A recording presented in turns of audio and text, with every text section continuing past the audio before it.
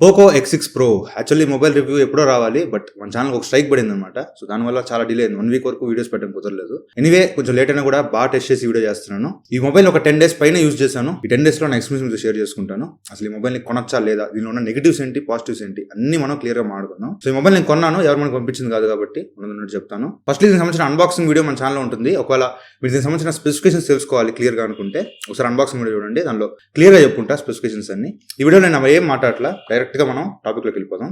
So ఒకసారి specification ఇక్కడ screen మీద చూడొచ్చు, నేను ఏం చెప్పట్లేదు, చూడాలనుకుంటే పాజ్ చేసి చదువుకోవచ్చు. మనం 1 by 1 ఒక్కటి చూసుకుంటూ వెళ్ళిపోదాం. Firstly design and build quality. ఇది మొత్తం 3 కలర్స్ లో దొరుకుతుంది, black, grey and yellow. So yellow అనేది మాత్రం leather variant, black and grey అనేది గ్లాస్ బాడీ అనమాట. సో ఇది గుర్తుపెట్టుకోండి, గ్లాస్ బాడీ నేను తీసుకుంది black colour, completely back side అంతా కూడా గ్లాస్ బాడీతో వస్తుంది. ఈజీగా ఫింగర్ ప్రింట్స్ అట్రాక్ట్ చేస్తుంది. జస్ట్ ఒక 10 నిమిషాలు వాడండి, మొత్తం వేలు ముంతలు పడిపోతాయి. అసలు చూడడానికి అస్సలు బాగోదు అనమాట. బెటర్ నన్ను అడిగితే ఈ 2 తీసుకునే బదులు లెదర్ వేరియంట్ తీసేసుకోండి, ఎల్లో తీసేసుకోండి. మీకు ఎల్లో అసలు బాగాలేదు, కలర్ నాకు నచ్చలేదు అనుకుంటే you can go with black. కాకపోతే కేసు లేకుండా మాత్రం వాడబాకండి. బాక్స్ లోనే కేసు కూడా ఇచ్చుంటారు. సో ఈ కేసు వేసుకుంటే మీకు ఓకే, కానీ కేసు లేకపోతే మాత్రం అసలు చాలా దారుణంగా ఫింగర్ ప్రింట్స్ పడుతున్నాయి. మొబైల్ వెయిట్ కూడా 190 grams ఉంది. Okay, not bad. మెజర్ నా ప్రాబ్లం ఎక్కడ అనిపించింది అంటే, ఇది ఒక గేమింగ్ సెంట్రిక్ ఫోన్, గేమర్స్ కోసంగా తీసుకొచ్చిన ఫోన్ ఇది, కరెక్ట్ కదా. మనప్పుడు 3.5 హెడ్ ఫోన్ జాక్ ఇచ్చుంటే బాగుండేది అని నాకైతే అనిపించింది. ఎందుకంటే దీని బడ్జెట్ లో వస్తున్న Redmi Note 13 Pro లో కూడా మనకి 3.5 హెడ్ ఫోన్ జాక్ ఉంటుంది. మరి వీళ్ళు కూడా ఇచ్చుంటే బాగుండు అని నాకైతే అనిపించింది. ఎందుకంటే గేమర్స్ కోసం కదా, సో లేటెన్సీ రాకుండా వైట్ గా వాడుకుంటే బాగుంటుంది. సో 3.5 జాక్ ఇచ్చుంటే బాగుండేది అనిపించింది. అండ్ ఇందులో ఐఆర్ బ్లాస్ట్ ఇచ్చారు, NFC సపోర్ట్ తో వస్తుంది. ఇది IP54 వాటర్ రెసిస్టెంట్ తో వస్తుంది. సో డైరెక్ట్ గా నీళ్ళలో తీసుకెళ్లి ముంచబాకండి, జస్ట్ స్ప్లాష్ ప్రూఫ్ అనమాట. జస్ట్ వాన్ లో ఈ పడితే సర్వే అవుతుంది. బిల్డ్ క్వాలిటీలో మాత్రం మీకు ఎలాంటి ప్రాబ్లం అనిపించదు, మీరు యూజ్ చేస్తున్న మాత్రం మీకు బాగానే ఉంటుంది ఇన్ హ్యాండ్ ఫీల్ అయితే. And next display and sound quality. ఇది మీకు 6.67 inches 1.5K AMOLED డిస్ప్లే తో వస్తుంది. 120Hz రిఫ్రెష్ రేట్ సపోర్ట్ చేస్తుంది. Peak brightness 1800 nits peak brightness ఉంటుంది. ఇది మీకు జనరల్ గా రాదు, ఇది ఓన్లీ మీరు HDR కంటెంట్ స్ట్రీమ్ చేస్తున్నప్పుడు మాత్రమే 1800 nits పీక్ బ్రైట్నెస్ వస్తుంది. లేకపోతే అంత పీక్ బ్రైట్నెస్ అయితే మీకు రాదు. But day to day life లో మీరు సన్లైట్ లో యూజ్ చేస్తున్నా కూడా మీకు మేజర్ ప్రాబ్లం అయితే ఉండదు. డిస్ప్లే క్వాలిటీ మాత్రం చాలా బాగుంటుంది. ఇది కంప్లీట్ AMOLED డిస్ప్లే, మీ కలర్స్ అనేవి చాలా వైబ్రెంట్ కనిపిస్తూ ఉంటాయి. అండ్ దీనిలో HDR కంటెంట్ కూడా స్ట్రీమ్ చేయొచ్చు యూట్యూబ్ లో. ఇదే ప్రాబ్లం మనకి యాక్చువల్లీ Redmi Note 13 Pro లో HDR కంటెంట్ స్ట్రీమ్ చేయడానికి లేదనమాట. మీరు యూట్యూబ్ లో HDR వీడియోస్ ఓపెన్ చేస్తుంటే అసలు HDR ప్లే అవ్వట్లా, బట్ దీనిలో HDR కంటెంట్ ప్లే అవుతుంది. యూట్యూబ్ లో మీరు మాక్సిమం 2160 అంటే 4K వీడియోస్ చూడొచ్చు. దాంతోపాటు ఇది వైడ్ వన్ సపోర్ట్ తో వస్తుంది. సో మీరు Amazon Prime, Netflix మీరు HD క్వాలిటీలో చూడొచ్చు. విజువల్ గా మీరు డిస్ప్లే చూసినప్పుడు, ఏదైనా గేమ్స్ ఆడుతున్నా, మూవీస్ చూస్తున్నా మాత్రం డిస్ప్లే క్వాలిటీ చాలా బాగుంటుంది. డాల్బీ విజన్ సపోర్ట్ చేస్తుంది. అండ్ సౌండ్ ఇది స్టీరియో స్పీకర్స్ వస్తుంది, కింద ఒకటి పైన 2 స్పీకర్స్ ఉంటాయి. సౌండ్ క్వాలిటీ అయితే లౌడ్ గానే ఉంది, డాల్బీ అట్మాస్ సపోర్ట్ చేస్తుంది. స్పీకర్ క్వాలిటీ అయితే బాగానే ఉంది. అండ్ మేజర్ గా డిస్ప్లే సౌండ్ క్వాలిటీలో మాత్రం నాకు అంత మేజర్ నెగిటివ్స్ ఏం కనిపించలేదు, అసలు నెగిటివ్స్ కనిపించలేదు, చాలా బాగుంటుంది display. And next processor. Mobile ని మెయిన్ గా మార్కెటింగ్ చేస్తుంది కూడా ఈ ప్రాసెసర్ బేస్డ్ మీదే. ఇది MediaTek Dimensity 8300 అల్ట్రా ప్రాసెసర్ తో వస్తుంది. సో ఈ ప్రాసెసర్ అనేది మీకు ఇంచుమించు Snapdragon 8+ Gen 1 కన్నా బెటర్ పర్ఫార్మెన్స్ ఇస్తుంది. సో ఇక్కడ స్క్రీన్ మీద Geekbench స్కోర్స్ చూడొచ్చు. స్కోర్స్ అయితే చాలా బాగా పర్ఫార్మ్ చేసింది. అండ్ మల్టీ కోర్ లో మీకు ఆల్మోస్ట్ Snapdragon 8+ Gen 1 కూడా బీట్ చేసింది. నాటివ్ బెంచ్ మార్క్ స్కోర్ కూడా రన్ చేశాను, ఇంచుమించు 1.3 million స్కోర్ అయితే చేసింది. చాలా మంచి స్కోర్ అని చెప్పాలి. అండ్ BGMI దీనిలో మాక్సిమం మీరు స్మూత్ 90 FPS లో ఆడొచ్చు, చాలా బాగుంటుంది గేమింగ్ ఎక్స్పీరియన్స్ మాత్రం. దాంతోపాటు HDR అల్ట్రాలో కూడా ఆడొచ్చు. సో గేమ్స్ ఆడుతున్నప్పుడు మీకు మేజర్లీ ఫ్రేమ్ డ్రాప్స్ అసలు ఏం కనిపించవు, మీకు చాలా స్మూత్ ఎక్స్పీరియన్స్ ఉంటుంది. అండ్ టెంపరేచర్స్ గురించి మాట్లాడుకుంటే చాలా మంది హీటింగ్ ఇష్యూ ఉంది అది ఇది అంటున్నారు. నేను చెక్ చేసినంత వరకు మాత్రం completely room temperature 27-28 degrees temperature ఉంది. అప్పుడు ఒక హాఫ్ అన్ అవర్ కంప్లీట్ గా కాల్ ఆఫ్ డ్యూటీ ఆడాను, టెంపరేచర్ ఇంచుమించు 35 degrees వచ్చింది అంతే. తర్వాత 1 hour కంప్లీట్లీ BGMI 90 FPS పెట్టుకుని ఆడాను. సో అప్పుడు కూడా మాక్సిమం టెంపరేచర్ 38.5, 39 అంతవరకే వచ్చింది, అంతకుమించి రీచ్ అవ్వట్లా. 39 మాక్సిమం వస్తుంది. సరే ఇట్లా కాదని చెప్పేసి కూర్చొని Antutu bench mark score, CPU throttle test ఇవన్నీ చేశాను. అవన్నీ చేసినా కూడా మాక్సిమం టెంపరేచర్ 43కి వచ్చింది, 42, 42.5, మాక్సిమం 43 దాకా టచ్ అయింది. ఇంకో హైలైట్ ఏంటంటే, మీరు గేమ్ ఆడుతున్నారు అనుకోండి, BGMI 90 FPS ఆడుతున్నారు. సో 38 దాకా వచ్చిన తర్వాత వెంటనే ఆటోమేటిక్గా అది కూల్ డౌన్ అయిపోతుంది, 36కి 35కి వచ్చేస్తుంది. మళ్ళీ హీట్ అయినప్పుడల్లా మళ్ళీ టెంపరేచర్ డౌన్ అయిపోతూ ఉంది. సో టెంపరేచర్స్ అనేవి చాలా కంట్రోల్లో ఉన్నాయి, మీకు మరి ఓవర్ హీట్ అవుతున్న ఫీలింగ్ అయితే అనిపించదు. కొంచెం వామ్ అనిపిగానే ఆటోమేటిక్గా టెంపరేచర్ అనేది మళ్ళీ డౌన్ అయిపోద్ది. మీకు through out the game 1 hour continuous BGMI అన్నా కూడా నాకు అసలు ఎక్కడ కూడా హీటింగ్ అనిపించలా. 38 దాకా వచ్చింది, మళ్ళీ 36కి 35కి అట్లా వెళ్ళిపోద్ది. సో టెంపరేచర్ అనేవి చాలా కంట్రోల్లో ఉన్నాయి. గేమర్స్ ఎస్పెషల్లీ గేమ్స్ ఆడే వాళ్ళకి మాత్రం ఇది చాలా మంచి విషయం. కాకపోతే లెదర్ వేరియంట్ లో నేను చూసింది ఏంటంటే, ఇది గ్లాస్ బాడీ కదా, లెదర్ వేరియంట్ కి కొంచెం ఒక 2 degrees టెంపరేచర్ అనేది అది ఇంకొంచెం ఎక్కువ వస్తుంది. లైక్ ఇది 38 వస్తుంది, 38.5 లో వస్తుంది, అది 40, 40.5 అలా వస్తుంది అనమాట. పీక్ టెంపరేచర్ ఇది 43.5 అలా వస్తే నాకు లెదర్ వేరియంట్ 44, 45 దాకా రీచ్ అవుతుందంట. సో చూసుకోండి, లెదర్ వేరియంట్ మీకు అంత ప్రాబ్లం లేదు. ఒక 2-3 degrees తేడా వచ్చినా పర్లేదు అనుకుంటే లెదర్ తీసుకోవచ్చు, లేదనుకుంటే గ్లాస్ తీసుకోవచ్చు. ఎందుకు చెప్తున్నా అంటే మాట, ఇప్పుడు ఇది చలికాలం, చల్లగా ఉంది, టెంపరేచర్ చల్లగా ఉంది కాబట్టి మీకు 42 అంటే కొంచెం ఎక్కువనే చెప్పాలి, ఎందుకంటే రేపు సమ్మర్ వచ్చిందంటే మాత్రం బయట టెంపరేచర్స్ చాలా వరకు టెంపరేచర్స్ చేంజ్ అయిపోతాయి. సో అప్పుడు మీకు 45-46 దాకా కూడా వెళ్ళే ఛాన్సెస్ ఉన్నాయి. సో బెటర్ దాన్ని బట్టి చూసుకోండి. మీరు మరీ గేమింగ్కి మోస్ట్ ప్రియారిటీ ఇచ్చేవాళ్ళైతే మాత్రం ఆ టెంపరేచర్ అనేది చాలా ఇంపార్టెంట్. మీకు ఓవరాల్గా ప్రాసెసర్ విషయం మాత్రం మిమ్మల్ని ఖచ్చితంగా సాటిస్ఫై చేస్తుంది. మెయిన్లీ గేమర్స్ కోసంగా తయారు చేసిన ఫోన్ ఇది. మీకు గేమింగ్ ఎక్స్పీరియన్స్ మాత్రం చాలా బాగుంటుంది. ఎక్కడ అసలు మీకు ఫ్రేమ్ డ్రాప్స్ కానీ ల్యాగ్స్ కానీ స్ట్రక్ అవడం కానీ ఎక్కడ ఉండదు. చాలా బాగుంటుంది గేమ్ ప్లే అయితే. సో గేమర్స్ ఒకవేళ ఈ ఫోన్ చూస్తే మాత్రం ఖచ్చితంగా మీకు బాగా నచ్చుద్ది.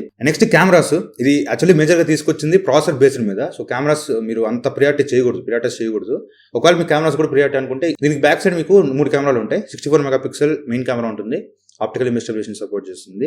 8 మెగాపిక్సెల్ వైడ్ యాంగిల్ కెమెరా ఉంటుంది, 2 మెగాపిక్సెల్ మ్యాక్రో కెమెరా ఉంటుంది, అండ్ ఫ్రంట్ 16 మెగాపిక్సెల్ కెమెరా ఉంటుంది. మెయిన్లీ బ్యాక్ కెమెరా యూజ్ చేసి మీరు డైలైట్ లో అవుట్డోర్ లో మీరు ఫోటోస్ తీస్తుంటే ఫోటో ఇమేజ్ అయితే బాగానే వస్తున్నాయి. దీన్ని యూజ్ చేసి 1x 2x wide angle photos తీసుకోవచ్చు, దాంతోపాటు 10x ఫోటోస్ కూడా తీసుకోవచ్చు. అండ్ పోర్ట్రేట్ షాట్స్ కూడా బాగానే వస్తుంది. హెచ్డీ డిటెక్షన్ అంతా బాగానే ఉంది, కానీ సూపర్ కెమెరాస్ అయితే కాదు. లైక్ Redmi Note 13 Pro తో కంపేర్ చేస్తే మాత్రం ఇది అంత సూపర్ గా అనిపించకపోవచ్చు, బట్ యూజబుల్ కెమెరాస్, వేస్ట్ అని చెప్పను. సో దీనిలో వీడియో క్వాలిటీ కూడా మీకు 4K 30 FPS లో వీడియోస్ రికార్డ్ చేసుకోవచ్చు. వీడియో క్వాలిటీ అయితే బాగానే ఉంటుంది. స్టెబిలైజేషన్ లో మీకు 1080p 30 FPS ఉంటుంది.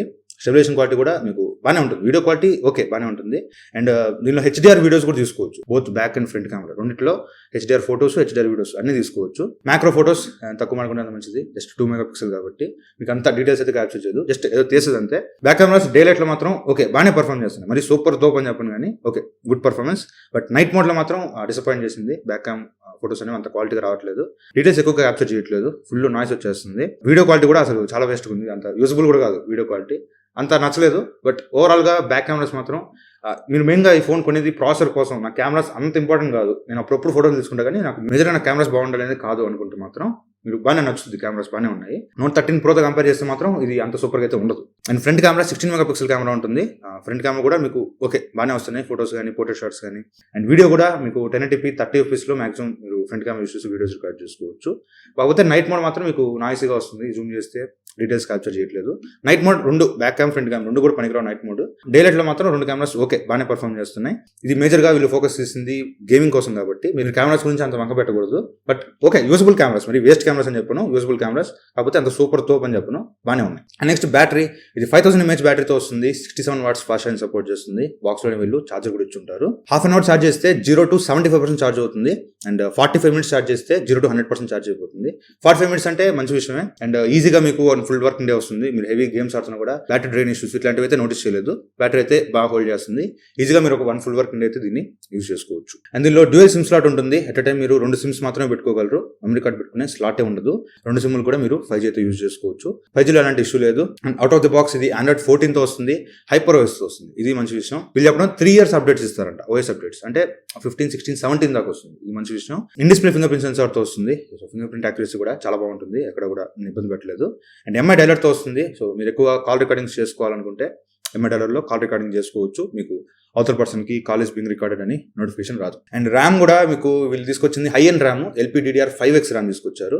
అండ్ స్టోరేజ్ కూడా UFS 4.0 స్టోరేజ్ తీసుకొచ్చారు. ఈ ప్రైస్ లో ఇది తీసుకురావడం అనేది చాలా మంచి విషయం. అన్ని కూడా టాప్ ఇచ్చారు బా, మీకు డిస్ప్లే కానీ, ప్రాసెసర్ కానీ, ర్యామ్, స్టోరేజ్ ఇవన్నీ మేజర్గా మీకు గేమ్స్ ఆడేటప్పుడు ఉపయోగపడినన్ని కూడా మంచి పర్ఫార్మ్ చేసేవే ఇచ్చారు. కాకపోతే కెమెరాస్ మాత్రం మిమ్మల్ని అంత సాటిస్ఫై చేయకపోవచ్చు. మేజర్గా ఈ ఫోన్లో నేను అంత నెగిటివ్స్ అయితే నోటీస్ చేయలేదు. ఓవర్గా ఒక మంచి ప్యాకేజ్ చెప్పాలి. నిజంగా 26,000 కి ఒక గేమింగ్ కోసం ఒక ఫోన్ తీసుకోవాలనుకుంటే మాత్రం అసలు ఇది కళ్ళు మూసుకొని తీసుకోవచ్చు. చాలా మంచి ఫోన్ ఇది. అండ్ నార్మల్ యూసేజ్ కూడా తీసుకోవచ్చు. కాకపోతే కెమెరాస్ పరంగా మాత్రం కొద్దిగా డిసప్పాయింట్ అవుతారు. ఇది తీసుకొచ్చిన ప్రైసింగ్ కూడా చాలా అగ్రెసివ్ తీసుకొచ్చారు. 8GB ర్యామ్ 256GB స్టోరేజ్ 26,999 రూపాయలు లాంచ్ చేశారు. And 12GB RAM 512GB storage 28,999 రూపాయలు లాంచ్ చేశారు. అంటే 27,000 కార్డ్ ఆఫర్తో కలుపుకొని నాకు ఇది 25,000కి వచ్చింది.